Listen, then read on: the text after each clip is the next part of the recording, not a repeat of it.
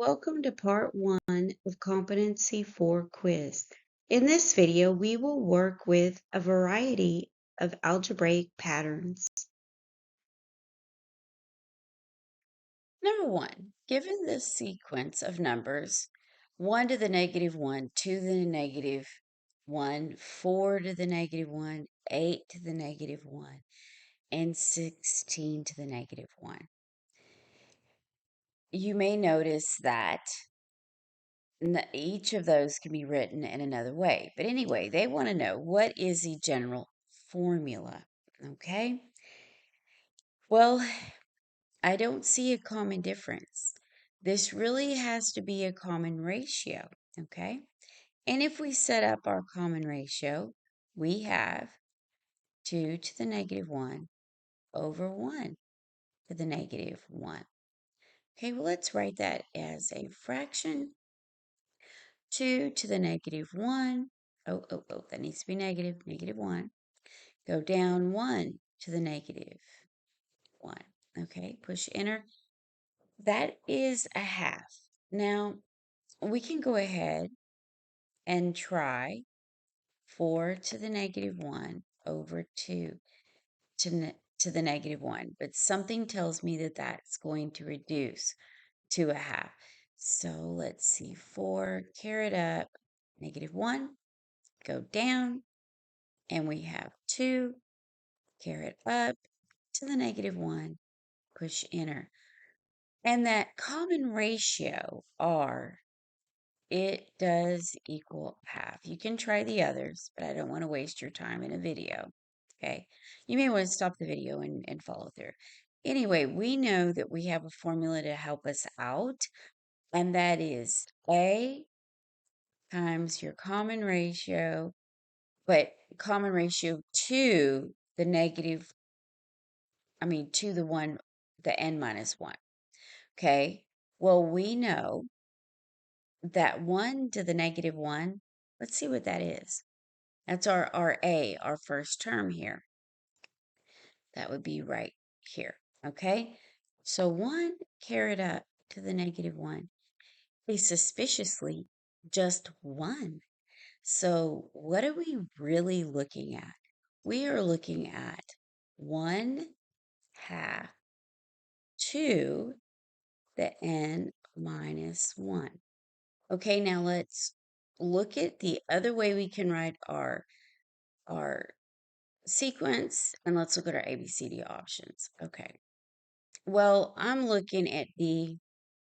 That doesn't look anything like what I have written. Okay. So I'm going to mark that out. Now, I'm suspicious about D because I have the 1 minus n. That might come out in the wash. I don't know. But let's look at B. B is saying that we have a fraction set up. A is saying we have a fraction. Okay. Well, it kind of helps me, kind of doesn't. Well, let's look at something right here. Okay, the first one we know is equal to 1. And then the next one, the truth is, if you know your properties, that is 1 over 2.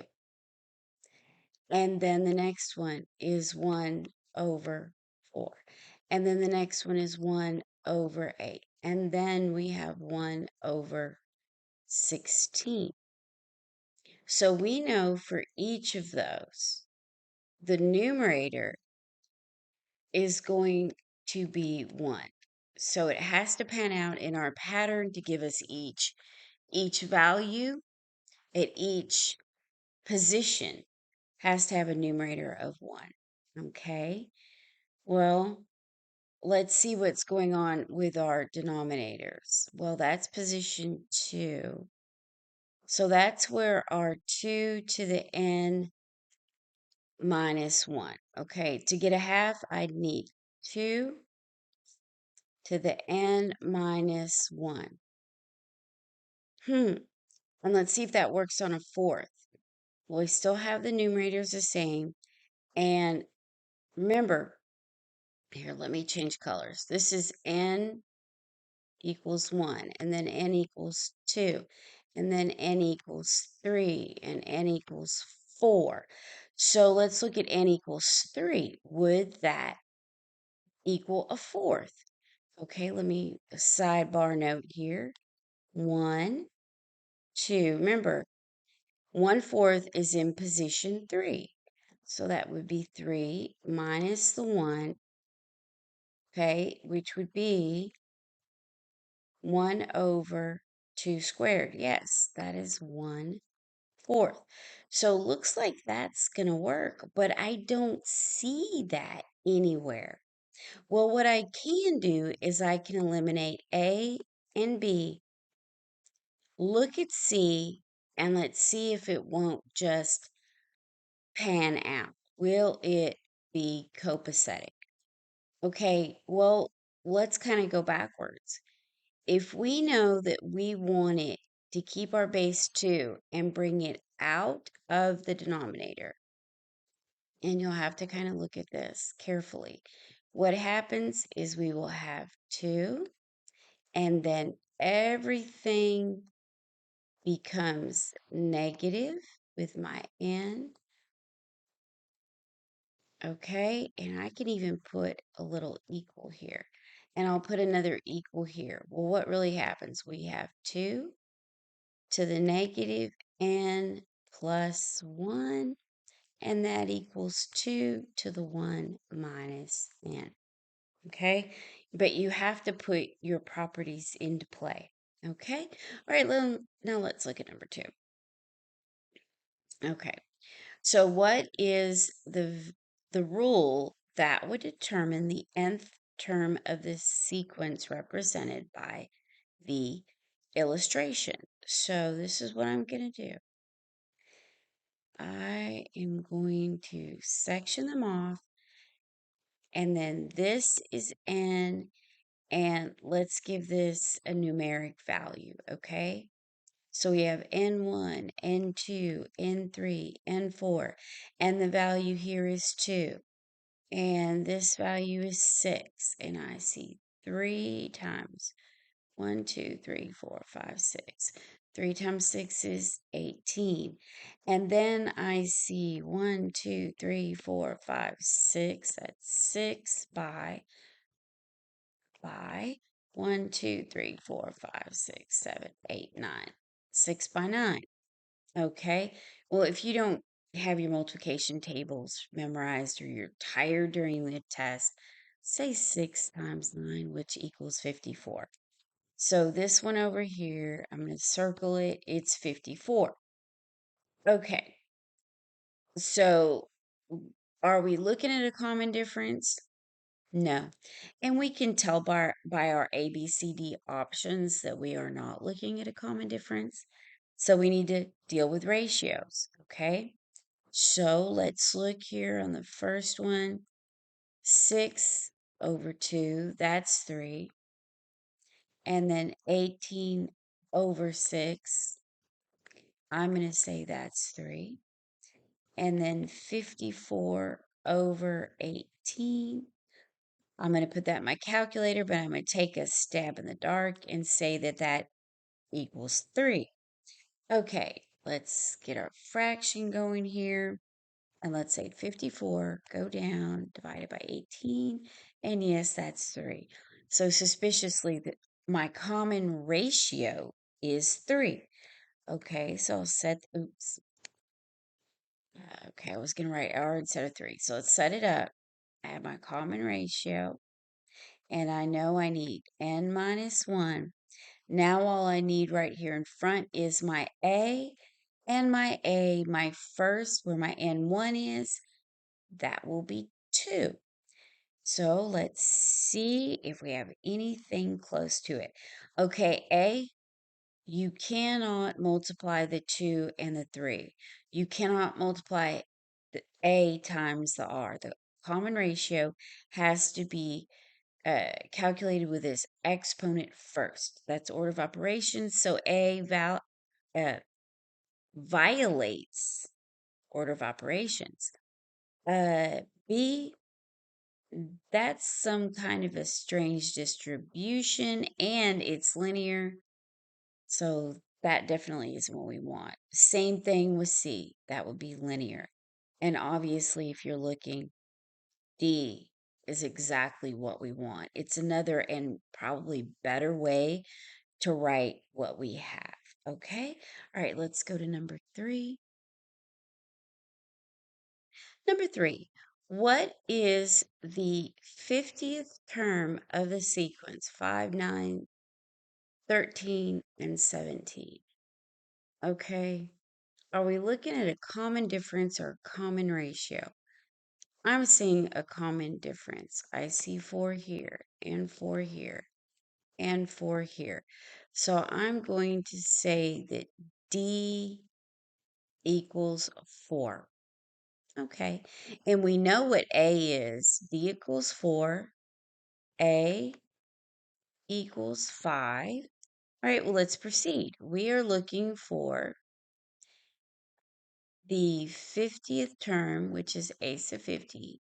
So equals, okay, we need our 5 plus our common difference of 4 times n minus the 1.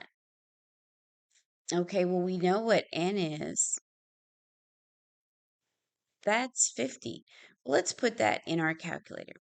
Okay, so we have 5 plus 4 and then 50 minus 1.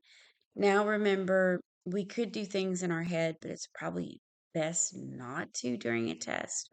Just go ahead and type it in. Fewer errors. Let's push enter. 201. That's option A, 201. Okay, that wasn't too bad. All right, let's go to number 4. In a certain geometric sequence, the first term is 2, the fifth term is 162. What is the value of the common ratio? Well, that's a little algebra. Okay, so we need 162. And then we have, oops, our A is 2. So let's write number 2. Okay, we have number 2. And then plus, oh no, they want a common ratio. Ew, that's not a common difference. I wrote the wrong thing. Back it up. And we want our A. Well, I started okay. I wrote it again. I need 2 and then an R. Okay. And then what is my N? My N is 5. That equals 5. So I need 5 minus 1. Oh, goodness. That's a lot better. Okay. So what do we do now? Well, because the 2 cannot be multiplied to the common ratio, you need to divide both sides by 2. Okay? All right, so this goes away. All right. And then we have,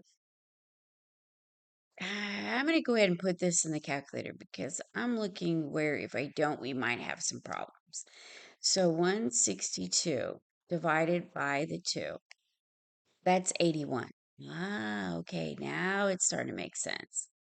I see 81 equals r to the 4th. Well, is there any reason why we can't take the 4th root of both sides? There's absolutely no reason why we can't. So let's try it. Let's put a 4 there and a 4 there. And when we do that, our r comes out, but let's put it in the calculator. Remember, when you're doing any other root than the square root, you need to type it in first because of the way this calculator is. So type the 4, and then you say second, and you need this x radical. We need the cube radical. So do that and put in your 81 and enter. The answer is 3. There you go. Okay. Yeah, in this case, I was looking at it and thinking, okay, we really need to clean this up. So we could see the 81.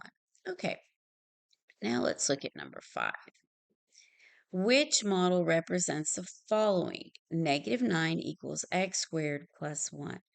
Okay, first off, if you don't see an x squared, then you have selected the wrong thing, okay? And an x squared means you really have to see an actual square, not two individual x's. That being said, that gets rid of C and B.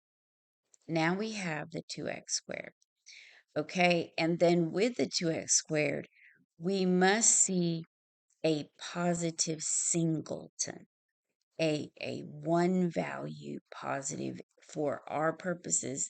That's yellow, and that's A. Well, D's wrong because this is another x. That's not a single value. That's not a ones value. So I'm going to mark that out. And now it doesn't matter which side of these are on, the -9 and the x squared plus 1, because we're using an equal sign. So they could be on either side. So don't let that fool you. So A looks like is verified because on the other side we have -9. And we have 1, 2, 3 times 1, 2, 3. That's 9 negatives. -3 times negative. The columns are 3 by 3. That's 9 single negatives. Okay. All right. This is the last question in this video. Okay. Remember, you have another video of practice questions. Okay. All right. And thank you very much for watching. And I do wish you all the success. Happy testing.